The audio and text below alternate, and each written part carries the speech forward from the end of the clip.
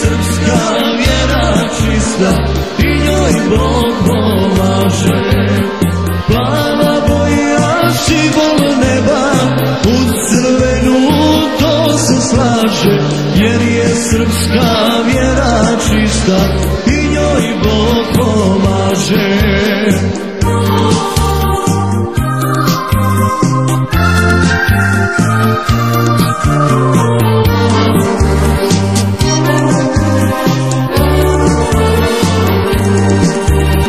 Sveti Savo pravoslavlje izbavi iz mraka, pa on bijelu boju daje na kraju barjaka.